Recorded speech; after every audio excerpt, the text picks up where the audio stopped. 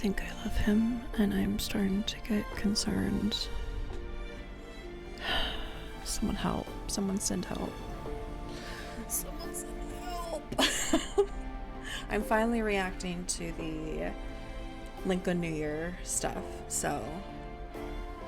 With Lincoln New Year approaching, Caleb returned to Lincoln City a few days ago and has been crashing at my place. Alright, Caleb.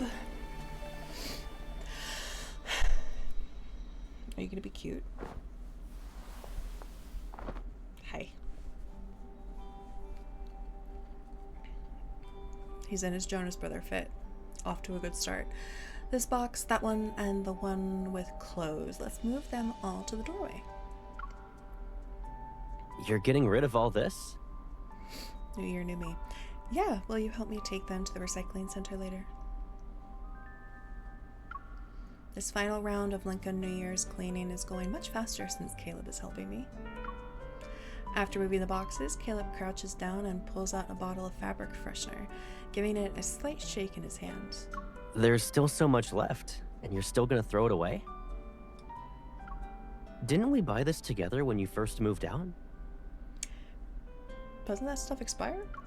It expired months ago, thank God. So, you didn't like the scent? No. I shake my head, then I pick up a family photo from the TV cabinet, my fingertips brushing away a thin layer of dust. The scent always brings back memories. Over time, I started using it less. Oh, I hate it. If it weren't for this cleaning, I wouldn't have found it. I should just throw it away. A hint of nostalgia appears on Caleb's face. A moment passes before he places the spray bottle back in the box. He stands up. Good thing you said you couldn't use it all by yourself. It saved us from buying things that expire too quickly. Otherwise, they'd probably all end up in this box right now. True. We'll get you a new bottle of fabric freshener tomorrow. As for the couplets and paper cuttings for window decorations... Ahem. This was my place. This was my place last time I checked. Since when did you take charge of arranging stuff? Caleb raises an eyebrow as he takes the photo from my hands and returns it to the TV cabinet. All right. As your guest, I'm at your mercy. You call the shots. Hell yeah. That's more like it. Now go bring in the plants from the balcony. It'll be cold tonight. Also, when my friends get here... Have you decided how you're gonna introduce me? Caleb raises his hand, using his e-ball to make the potted plants float through the door. That is so handy. It's similar to how Silas would, like, go pick up stuff with his energy and just plop things down. It's so helpful. I love these e-balls. So good. Well, I could say you're...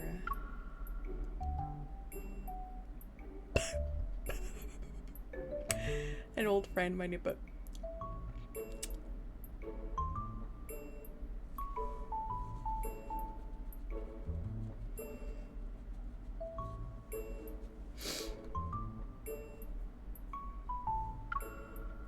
Who did that? Who did that? Due to the nature of your work, you rarely have the opportunity to visit Lincoln. We mostly keep in touch online. And then you'll tell your friends we broke up because a long-distance relationship was too difficult. I was just throwing stuff out there. There's no way I tell my friends that. Why don't you come up with something? Like maybe you're a friend of a friend. The potted plants are lined up neatly in the corner of the living room, but Caleb doesn't do anything else with them. Instead, he looks at me. Did you actually come up with that on the spot? Don't call me out, Caleb. Stop. Unless I misremembered something, you do have an old friend.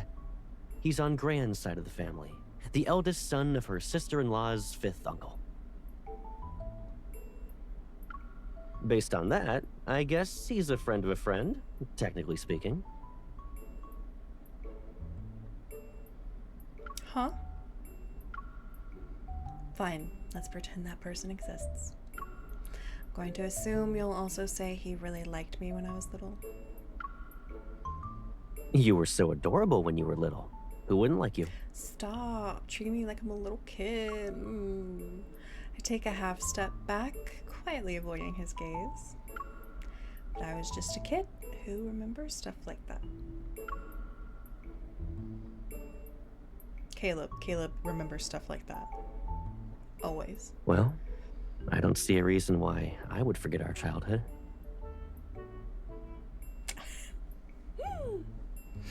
Caleb reaches out and gives my head some firm pats. He gave me head pats. Come on, I'm just teasing you. Stop. What's there to be embarrassed about? Nothing. You really like talking about the past lately. How else would I know if you secretly threw away the stuff I left behind? Valid. Knowing this conversation could go on forever, I quickly cover my face with both hands and turn away, putting on an exaggerated display of distress. Sob, Caleb is bullying me again. Smiling, Caleb leans forward. He purposefully tilts his head to get a better look at my expression. Are you actually crying? Yes. Sob. Sob.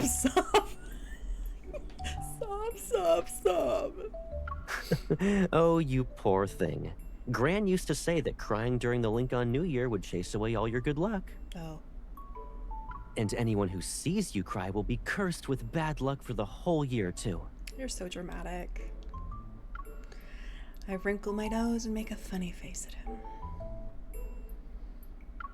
That's perfect. Since you're the only one who saw me, we'll have each other's company, no matter what happens. You want bad luck for both of you? That's crazy. We spend the whole day cleaning until we carry the last... I swear one day I'll start recording these earlier in the day and not be dying. We spend the whole day cleaning until we carry the last cardboard box to the recycling station. Now we're home and getting ready to make dinner. Pork rib soup simmers in the kitchen while Caleb sits on the floor. He's methodically changing the covers to the throw pillows to ones with leopard prints. When the singing robot vacuum passes him, he picks it up and covers it with glow-in-the-dark apple stickers. Boy, you might want to take it easy there. Remember, you're the one sleeping there for the next couple of days. I crouch down next to Caleb and deliberately lower my voice. Better watch out, or else you might suddenly see a robot wandering around the living room with glow-in-the-dark stickers at night, and then boom.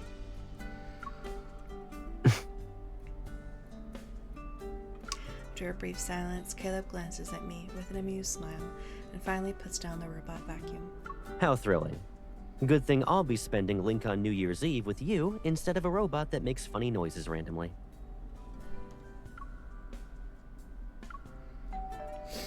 Friends! Are we getting friend 1 and friend 2 again? Before I can think of a response, the doorbell rings at just the right moment. I take this chance and hurry to answer it. As I open it, Tara peeks in with a bouquet of New Year's flowers in her arms. Happy Lincoln New Year! I love you. Hey! Happy Lincoln New. I also love you. Oh, she noticed Caleb. Simone's questioning gaze flits between me and Caleb before finally settling on my face. So this is the friend you told us about? Oh, she knows. She is locked in. Caleb takes the flowers from their hands and flashes his signature bright, cheerful smile. Hello there. Please, come in.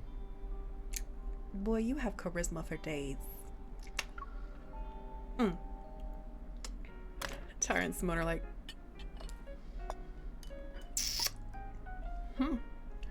Caleb cooked almost everything for tonight's dinner. As we eat, Caleb plays his assigned role perfectly. He even takes the initiative to keep the conversation flowing. We love that. What kind of work does she usually do at the association? Kill wanderers. Oh, the usual. She deals with some wanderers, writes reports, that sort of thing. Yeah. That's weird. I heard she's often away on business trips handling dangerous missions and whatnot. Why are you like this? Is work always this hectic? No one's giving her a hard time, right?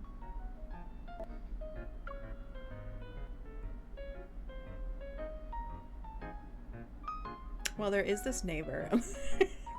We're a legitimate organization with straightforward workplace relationships. It's nothing like the company you work for in Skyhaven. Shade. Shade. Caleb quietly places a chicken wing on my plate. His expression remains unchanged. That was some shade. That's good to know. Ooh, he gonna remember that. Caleb Have will you and remember her that. always been this close? We were practically inseparable as kids, but I haven't really visited Lincoln since I started working. Even the closest people can grow apart when they don't see each other for so long. This is especially true since I'm a friend of a friend she gets along with, right? We can reconnect if we see each other more often. I take Caleb's bowl, fill it to the brim with pork rib soup he spent the whole evening cooking, and push it toward him. You rarely come back to visit, so focus on enjoying your meal instead of asking so many questions. Okay. I'll do as you say. I need a minute.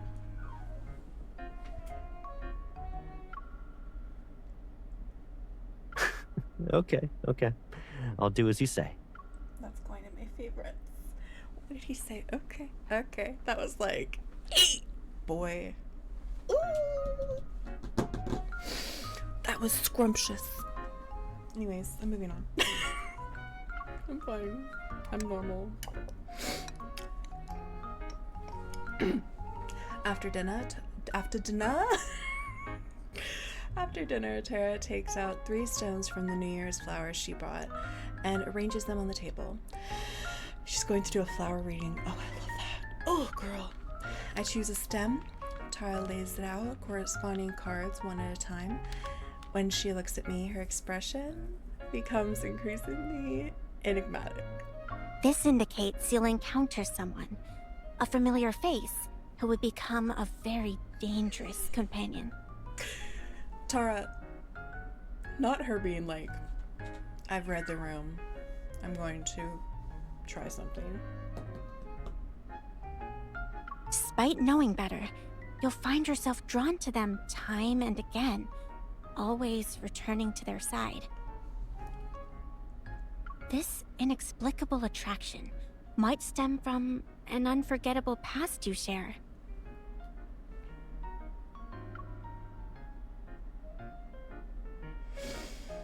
I look at Caleb, who's sitting to the side with his chin propped on his hand, pretending to be nonchalant.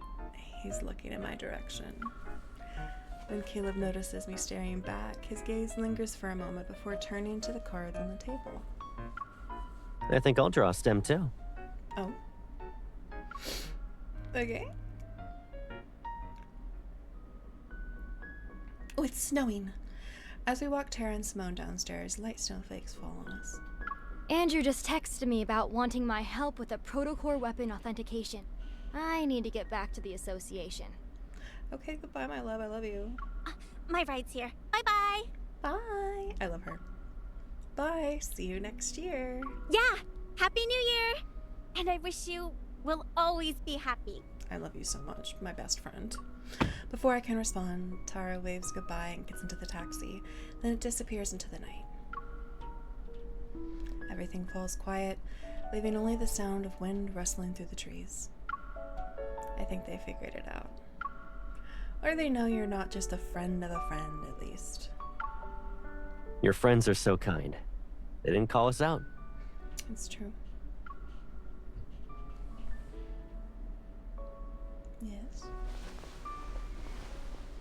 Caleb brushes the snowflakes off my scarf and gently presses the back of his hand against my cheek. All right, let's head back inside. Your face is freezing. Yeah. It's really, really cold. We should hurry. I turn around while holding I turn around while holding onto Caleb's arm, then sneakily slip my hand into the crook of his elbow to warm up. Our shadows move closer as we walk together, stretching endlessly under the street's lamplight.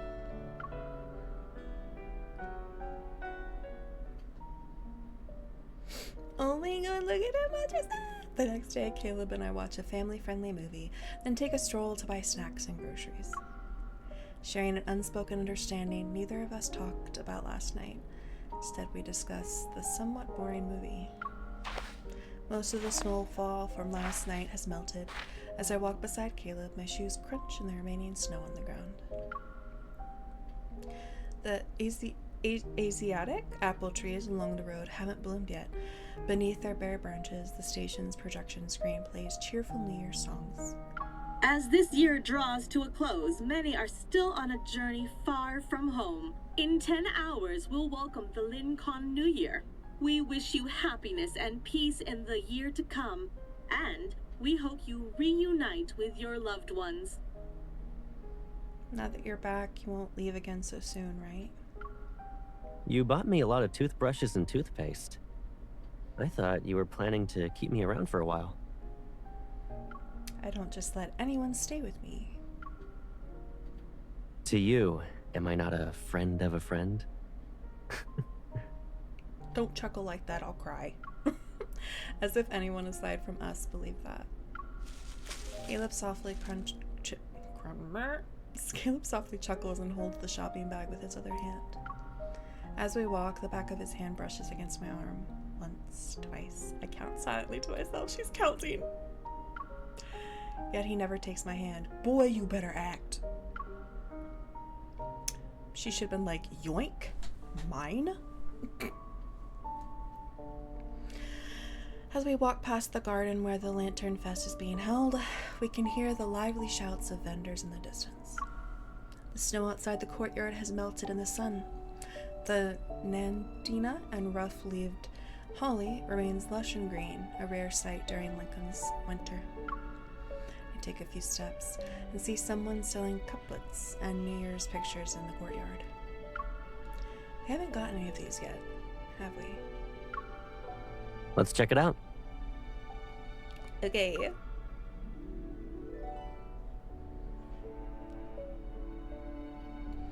The vendor handwrites each couplet and business is booming. The ones that were just completed need time to dry. Caleb waits by the stall and tells me to sit nearby since it's too crowded here. I walk to the pavilion where a little girl sits at a stone table, carefully wrapping something in red paper. Kumquats? Yeah, they bring good fortune when you display them at home, but ours are extra special. Why are yours extra special? The little girl holds up a wrapped kumquat. A cute face has been drawn on it. See? You can draw a face that looks like you. Oh! And if you like someone, you can tie your kumquat to theirs with a red string. It works like magic. We're gonna tie our kumquats together. That sounds crazy. I've never heard of this tradition before. She must have made it up. Despite my skepticism, my hands reach out. I pick up 2 kumquats. Can I draw the faces on them myself? She furrows her brow as she thinks. Could you please help draw some more? I'm selling so much that I can't draw them fast enough. Oh. Several minutes pass. The little girl who recruited me carries her potted plants around, successfully making several more sales. I wrap the last few kumquats, carefully sketching faces on the paper. I'll draw Caleb's face first. Suddenly, a hand reaches out and picks up one of the kumquats I set aside to let the ink dry. No! Mine! Sorry.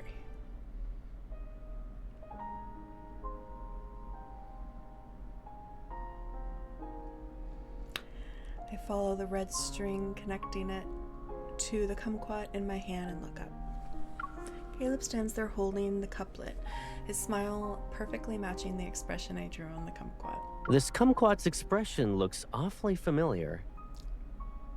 Are you gonna sell it with the others? I pick up the kumquat, representing me on the other end of the red string, and wave it at him. Nope. This one only needs the company of one other kumquat. We can hang them together on the tree. To sell them as a pair. Well, at least they'll be together. Or we could just keep them. Caleb's smile grows wider as he sets down the kumquat and waves to catch the little girl's attention. Let's buy these two. That way, we can take them home together. Then they'll never be apart.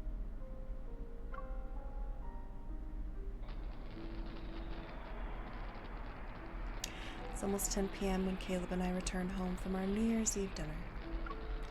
On TV, the Lincoln New Year's program is playing. The host strings together an endless stream of holiday greetings and well wishes. In the background, Lincoln TV Tower is decked out in New Year's decorations, its display scrolling through wishes for the coming year submitted by citizens. Let's hope Lincoln TV Tower doesn't get attacked for the third time. Oh. I look at Caleb, smiling. He shakes his head, scans the QR code on screen, and hands me his phone. As witnesses of the last attack, we should send our wishes. Oh. Then I wish for tasty food and drinks for the coming year. I also wish to spend more time with my friends. Oh my god, that's a lot. And I also wish to spend more time with my friends, and may everyone be healthy and safe. On top of that, I also like to receive a lot of bonuses from my missions. That's pretty much it. Can you fill them in for me? Caleb raises an eyebrow. Are you forgetting someone on purpose? Yes. Am I? You need to give me a more obvious hint than that.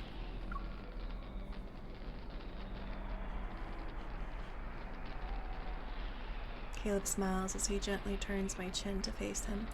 I can feel myself tense up as I meet his unwavering gaze. Okay. Just send it already. Add yourself in there while you're at it. Oh, won't you look at that? Your well wishes are over the character limit. I'll trim them down for you. It's just gonna be, I want to spend more time with Caleb, isn't it? I lean in to look, but only catch a glimpse of the confirmation message that appeared after he pressed the send button. I wish Melody a happy new year, where all her dreams come true. May she spend more time with someone special. Talk about cunning. I curl up into a ball on the sofa and continue eating the kumquats he brought back. When I bite into a really sour piece, I pop the rest of it into Caleb's mouth. That's the third one today. But if we count it as the third sour piece of New Year's, it doesn't sound too bad. Not bad. You keep stuffing me with everything you eat. Are you trying to make me gain 10 pounds by the end of New Year's? Yes. You bet. And the first thing we'll do is put you on a scale to see how much weight you've gained. You can't use your eVault to cheat. Bruh, has he ever? The audience's laughter drifts from the TV, and Caleb laughs along. What did you see? He pulls away the pillow between us and rests his head against mine. I bump my head against his and mess up his hair until it's as disheveled as mine. It's a playful act of revenge. You're heavy, Caleb. Don't get too close. This is the closest we've been this year. Stay still. Let me just stay here for a while. I turn my head slightly, and his lips are mere inches away, trembling softly with each breath.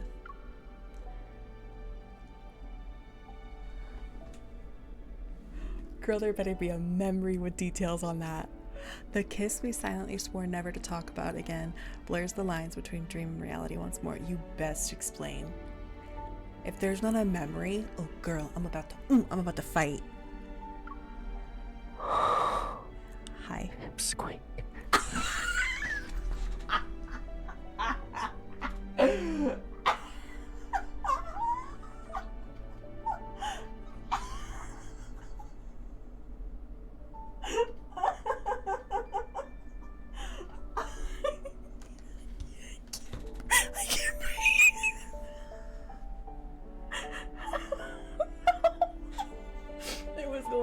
so well.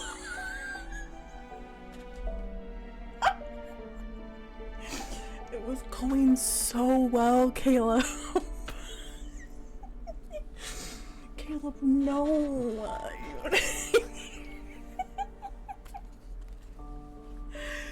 Caleb, no. That does not look good.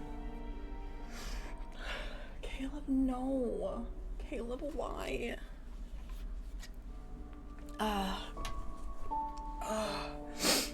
I'm.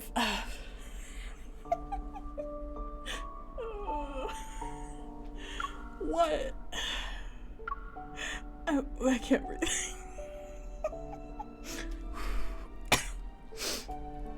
I nervously look up, only to meet his gaze. The emotions reflected in his eyes mirror my own. When you used to sit beside me before, did you look at me this way, thinking the same thoughts? As a childhood friend.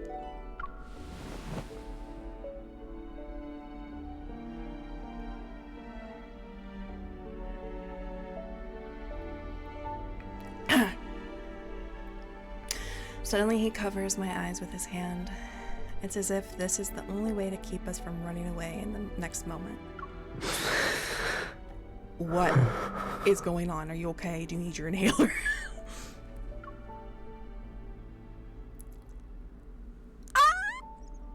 Look at blush. Look at him blushing. Oh my God. I placed my palm over the back of his hand and slowly guided away from my eyes. He blushing. He tenderly traces a path with his fingertips, across my brow, above my eyes, down the bridge of my nose, along my jaw. He comes to stop at the corner of my lips. It's almost scary. One moment I have the perfect, cheerful childhood friend, and the next he does something like this. Yeah. I must be quite the monster. It is red ears, honey, no. Then in the coming year, we should rename this place to the House of Monstrosity.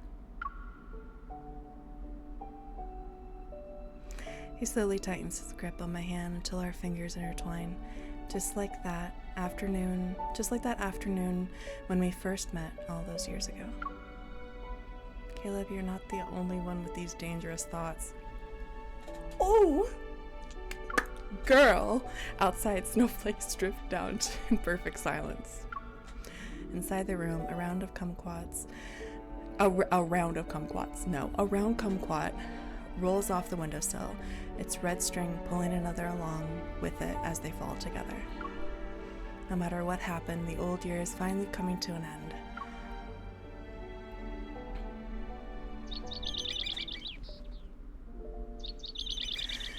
When I open my eyes again, I find Caleb sleeping next to me, still wearing the little airplane hair clip I sneakily put in his hair last night. His arm is still trapped under me. I turn onto my side to look at him, but he shows no signs of waking up. He must have fallen asleep after staying up past 4 a.m. Gently press 2 fingers against his forehead. I try to smooth away the worried furrow that appeared in his sleep. He looks like he's having a nightmare. His brows are scrunched up to the point where I can almost see tangled knots forming. Caleb catches my fingers and suddenly opens his eyes. I'm fine. Are you sure?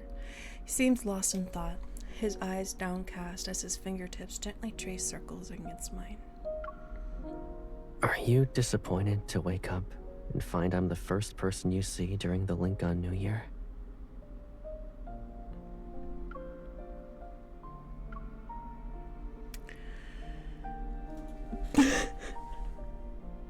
Girl, she's just calling him out. Ugh, I love her.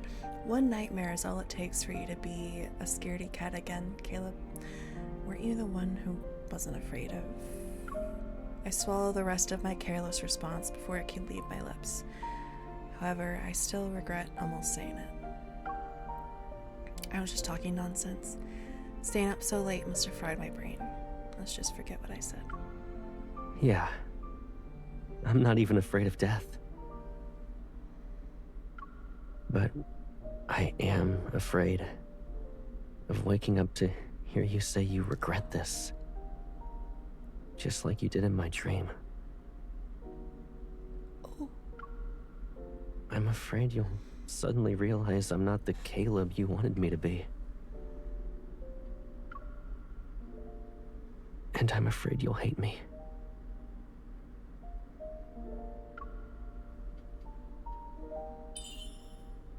I placed my hand over his mouth. It's the first day of the Lincoln New Year. No negative talk allowed. Since when have I ever believed in tradition? Believe in me instead, then. Caleb, no one confesses their feelings to someone they hate. It doesn't matter what the occasion is, if there is any. I look up and meet Caleb's gaze. A hint of amusement flickers in his eyes. Can I take that as you saying you like me? Listen, the way he said, like, the way that that question ended was a little sassy, and now I'm angry. I feel like I'm gonna inflate his ego. Here we go again. I'm not gonna let him win on this day. I meet his gaze with equal determination. Did I ever say I liked you? You must have misheard me. You're right, you didn't, but you just said those 3 words. Could you be any more childish? Just take a look at how big the sum of our age is. We're not that old. You know, we're still young enough to play silly games and treat the world as our amusement park. True. Then we must be the seesaw here. We must be the seesaw there. We're always trying to see who can get the upper hand. And it's only natural for you to lose at this game. After all, I'm gonna fight you. I can always cheat using my evo. Which is rude. I'm not gonna lie, the first thought I had was I can also flash my tits, so I think I'd win. Just saying. A game like this should have a consolation prize, otherwise, who'd want to play with you? Isn't there one next to me, though?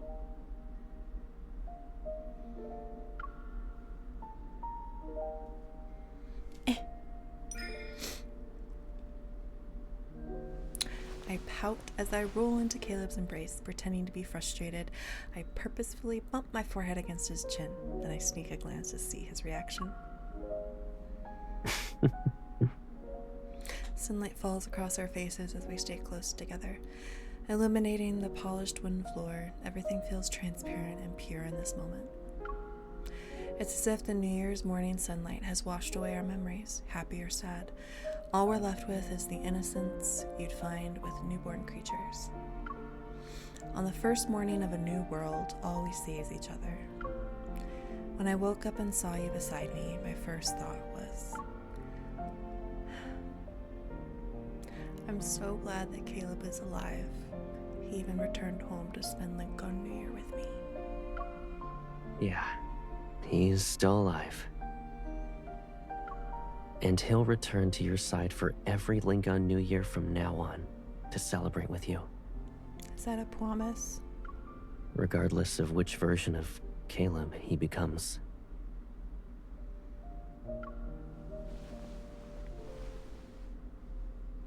I nod and sit up to look outside. Fresh snow blankets the branches, and their intertwined shadows stretch into the room, wrapping around us like an embrace. So where's my New Year's gift? You promised to stay with me from this point forward. Shouldn't you kick off this first year with a bang? Lucky for you, I actually did prepare something. What'd you prepare?